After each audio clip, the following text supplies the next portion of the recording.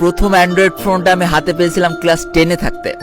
আব্বু 3000 টাকা দিয়েছিল, আম্মু কিছু টাকা দিয়েছিল, ভাইয়া কিছু টাকা দিয়েছিল, আর আমার কিছু জমানো টাকা ছিল, সব মিলে 6000 টাকা হয়েছিল। দেশীয় একটা ব্র্যান্ডের ফোন, সিম্ফনি। মডেল ছিল H120 আর র্যাম ছিল 1GB।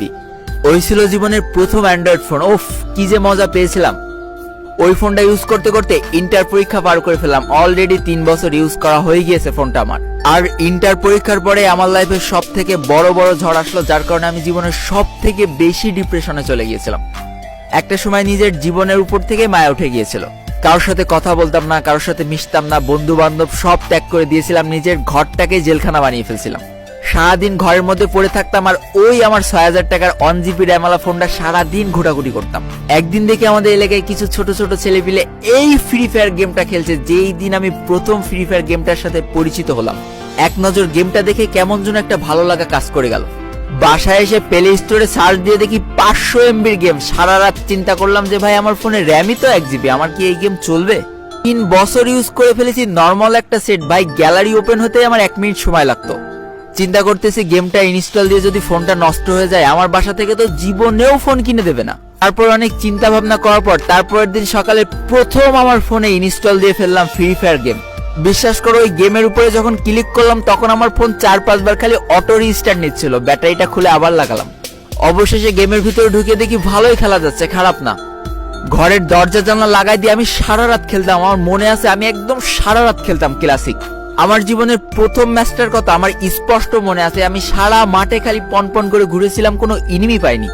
লাস্ট মোমেন্টে দেখি সামনে গোলাগুলি হচ্ছে, আমি ভয়তে উল্টো দৌড় দিয়েছিলাম জোনের ভিতরে। জোনে এলিমিনেট হয়ে গিয়েছিলাম, জোন থেকে বেরোতে পারিনি। আমি আমার ওই নর্মাল ফোনটা দিয়ে 3 মাস গেম খুব ভালোভাবে খেলতে পারিছিলাম। তারপরে দেখি আমার ব্যাটারি ফুলে গেছে। তার কিছুদিন পর দেখি আমার স্কিন দপদপ করতেছে, মানে কিছুক্ষণ পর স্কিন আস্তে আস্তে পুরো সাদা হয়ে যাচ্ছে। তখন আমাকে কেউ দাম দিত না। বড় ভাইদের হাত পায়ে ধরে একটা গিল্ডে ঢুকেছিলাম। একটা পর্যায়ে সেই গিলটা থেকেও আমাকে কিক মেরে দিয়েছিল। এইভাবে আর কিছুদিন খেলার পর ফোনটা একেবারেই নষ্ট হয়ে গেল। ব্যাস, আমার ফ্রি ফায়ার খেলা ওখানেই শেষ হয়ে গেল। দেখো, যেই ফোনটা তোমরা এখন দেখতে পারছো, এটাই আমার জীবনের প্রথম ফোন ছিল যেটার মাধ্যমে আমি ফ্রি ফায়ার খেলা শুরু করি। দেখতেই পাচ্ছ ফোনটার কি লেভেলের অবস্থা, ভেঙে কুচি কুচি হয়ে গিয়েছিল। এইভাবে আমি কতগুলো মাস খেলেছি এই ফোনটা দিয়ে।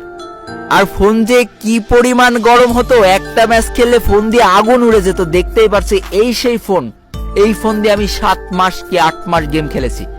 তারপরে এই ফোনটা যখন একেবারে নষ্ট হয়ে যায়, আমি ভাবছিলাম কিভাবে একটা ফোন কিনবো। আব্বুর কাছে টাকা চাইলাম, সরাসরি না করে দিল। বললো তোর না ফোন আছে, আবার ফোন কি করতে কিনে দিব।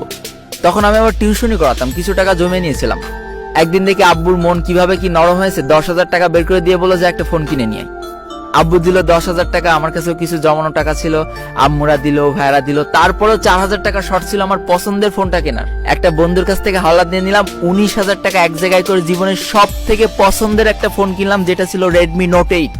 বিশেষ করে আমার কাছে কেউ যদি এখন আইফোন দিয়ে বলে তোমার সব থেকে পছন্দের ফোন তোমার লাইফে কোনটা ছিল, আমি বলবো Redmi Note 8, কারণ এটাই আজকে আমার এই পজিশনে নিয়ে এসে দাঁড় করিয়েছে। বিশ্বাস করো, নিজের জেদের জন্য Redmi Note 8 ফোনে এত ভালো খেলা শুরু করেছিলাম না। যেই প্লেয়ার গুলো আমার নুব বলে গালাগালি দিত, যেই প্লেয়াররা আমার গিল্ড থেকে কিক মেরে দিত, সেই প্লেয়াররাই লাস্টে আমাকে অফার দিত যে আসো ভাই আমাদের সাথে ট্যুর খেলে যাও। এবার একদিন ইউটিউবে একটা ইউটিউবারের ভিডিও দেখছি আর চিন্তা করছে, আল্লাহ, এর থেকে তো আমার গেম পেলে অনেক ভালো। তাহলে এ যদি বাংলাদেশে এত বড় একটা ইউটিউবার হয়ে যেতে পারে, তাহলে আমি কেন পারবো না? আর এই Redmi Note 8 ফোনটা দিয়ে আমার ইউটিউব যাত্রা শুরু হয়ে গেল। টানা 5 থেকে 6টা মাস ভিডিও ছেড়েছিলাম, 7-8টা করে ভিউ আসতো। কেউ গালাগালি দিত, কেউ আমার দেখে হাসতো, কিন্তু আমি আমার লক্ষ্যে অটল ছিলাম যে আমি ইউটিউবার হয়ে দেখাবো।